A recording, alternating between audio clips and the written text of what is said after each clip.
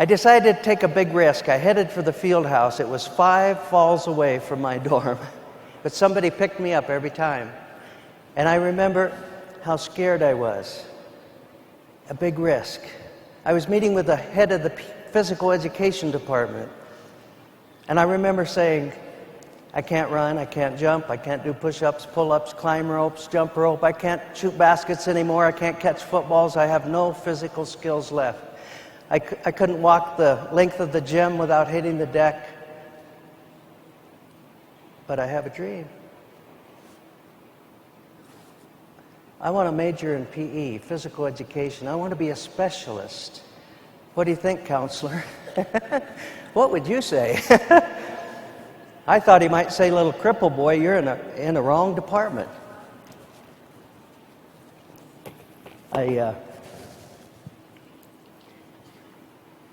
You see, I was crippled back then, and then I became handicapped, and then disabled, then physically challenged, and today I'm mobility impaired.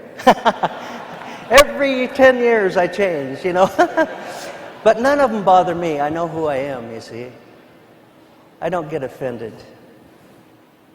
This professor was so cool. He looked me in the eye, he smiled, and he said, well, let's see what you can do. And he knew I could do nothing physically.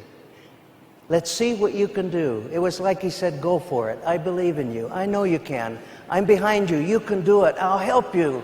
Let's see what you can do. Positive, powerful, dream maker statements that give courage to take risks. I got a double major in physical education, a master's degree in physical education, went out and competed with all those capable people and got wonderful jobs as supervisor of elementary PE, and people came from all over the state to watch me. I had new, creative, innovative ideas. Central Washington University hired me as an adjunct professor to teach classes with all my new ideas to their students, and I met my dream. Thank you. I met a dream because I met a dream maker. Are you a dream maker? Do people hang around you because you're so positive when things don't look so good? I hope so. Then there's dream breakers. You know, I've met them. I don't like dream breakers. I try to get away from them. I can only cover one ear, but I'm out of there, man. I don't like, you know, here's what I heard. Stay away from those airplanes, Dan. Airplanes crash, you'll kill yourself. What's wrong with you? Are you crazy? You want to learn to fly and you only have one arm? Your legs are too weak. Airplanes have rudder pedals. You'll kill yourself. Dream breakers, dream breakers, dream breakers. They're everywhere. But I'd met Judy, my wonderful dream maker wife, by then, and she believes I could do anything. And so one day she sent me to the airport to kill myself. No, that's not true. I even had a nice dream breaker, my grandma. She said, Mercy, the hills are already full of little Cessnas. She said to me, and you want to fly with one arm?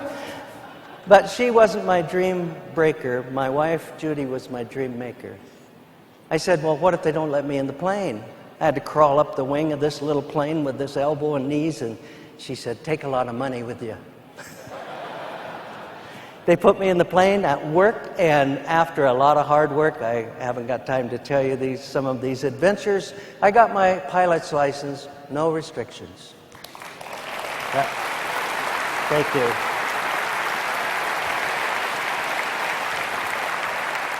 Thank you. Of course, nobody will fly with me. That's not true. That's not true. All right. I've flown all over this country, pilot in command my own plane.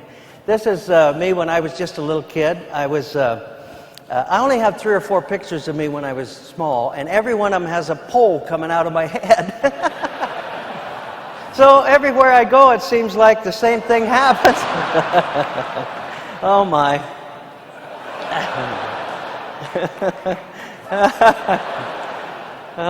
Wow, dude. Oh, I like to have fun. You can see that. Well, I grew up on a cattle and wheat ranch and built my muscles up. I had a wonderful horse I'd like to show you. This was me when I was right-handed, when I could jump and shoot.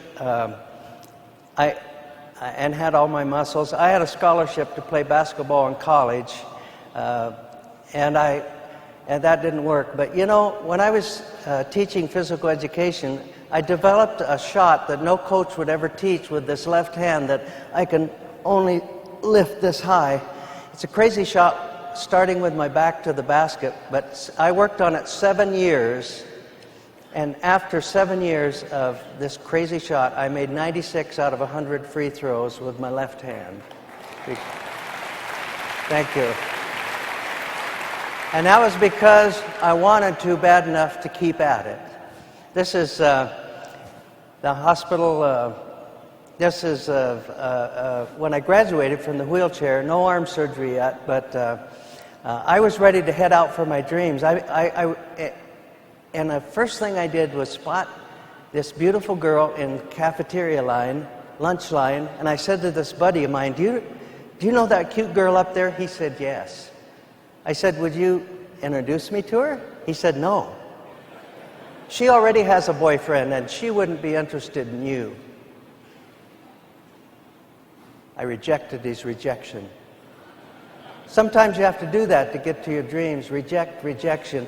And I said, please introduce me, and he did, and that's Judy, and I said to her, big risk, will you go have a Coke with me? And she said yes. I was so excited I tripped and fell on the way over there. But she came back and picked me up. And a year and a half later, we got married, and Judy's been a wonderful dream maker wife for me through the years. Thank you. We're heading for anniversary number 48 this year, and we're still happy, so thank you. There was a few years I built my legs up strong enough with a lot of therapy so I could swing a golf club. And I have to tell you, this is a mountain course. I shot an 83. I got my handicap down to a 13 at one point. I got a hole-in-one a few years ago, and if you're having trouble with your golf game, just put one arm behind your back. It just straightens the ball right out. It really does. Yes. Well, this is my first airplane. And this is a plane I flew. I owned or co-owned 7 different aircrafts, and this was one I flew from Chicago across the Rockies by myself. This is an ultralight I flew for a couple of years.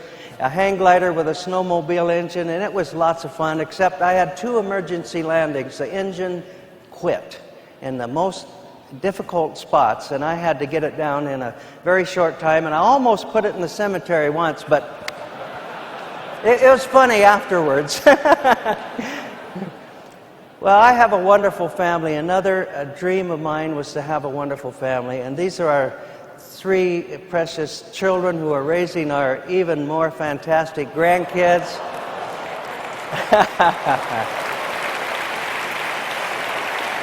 They're growing up, and we have been so blessed. These are our grand girls now, and we're just, Judy and I are so blessed to have a wonderful family like that. Now, we had a grandson born in California and flew our plane down there, and we argued over who he'd look like. He's 1 week old. And I said he'd look like Mom. She said, no, I'm sure he'll look like his dad. Well, they got us. We walked in, and that's what he looked like.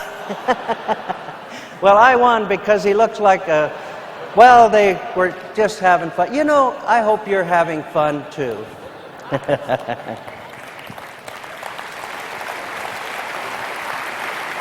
Now, I had go ahead.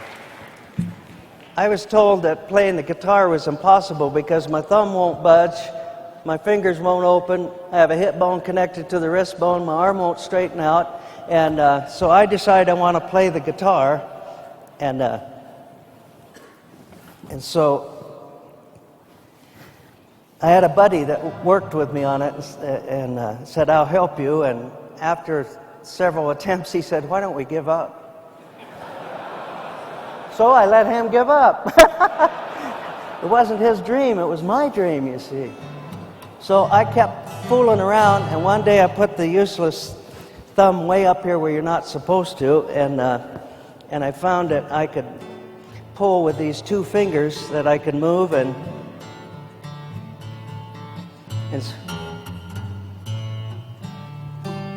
so pretty soon I was singing the blues, stay away from me, and I got my buddy back, I did. and I started playing the bass guitar, and we worked our way through college playing in a band, which was my dream. What about your dreams?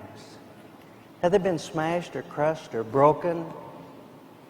Have you been too busy to dream? Do you need to dust off your dreams? I don't know. Heartache and pain and suffering and grief comes to everyone. But as Tim Hansel says, pain is inevitable, but misery is optional, and joy is a choice. And I add humor is a choice. Faith in God, a wonderful choice. I believe there's hope. And I believe that your dreams will come true. And you probably know by now I like to have fun, so I'm going to conclude with a fish song. My fish hat has fish lips. I was a cook and she was a waitress down at Salty Sam Seafood Cafe. And somewhere near the clam juice or the seaweed salad, some little shrimp just lured her away. Oh, I lobster, but never flounder. He wrapped his line around her and they drove off in his cart. I lobster, but never flounder. Octopus is facing, he'll only break her heart. Well, I said, just squid and leave me for that piano tuna if you want to trout something new. She was the bass I ever had. Now my life has no porpoise. Oh, my cod, I love her, yes I do. Oh, I lobster, but never flounder. Oh, hold it, I just thought of something. I swordfish, she'd come back to me. I'd show her a whale of a time. In fact, I've kelped her picture in my walleye just for the halibut. I wonder if she's kelped my picture in her perch. And I said perch. Some of you are looking at me like you're losing your herring or something. I'm getting a haddock up here myself. I bass quit seahorsing around, or you folks are going to a state of shark. If I get out of here alive, it'll be a mackerel. Well, frankly, scallop, I don't give a clam. Oh, I lobster, but never flounder. He wrapped his line around her and they drove off in his cart. I lobster, but never flounder. Octopus is facing, he'll only break her heart. Go be dream makers. Yes.